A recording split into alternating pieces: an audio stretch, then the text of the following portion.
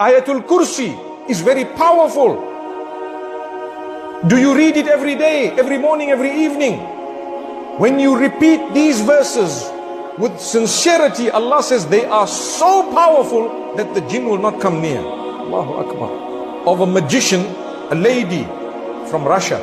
In an interview online that is there, when you're doing your magic and when you're trying to affect people with all types of magic, are there any people that you find it difficult to actually affect?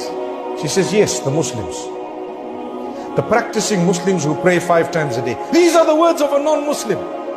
Why? She explains that when they pray, there is a strength and there is like a dome around them. You just can't get through. Allahu Akbar, Allahu Akbar. Wallahi, these are non-Muslims telling you.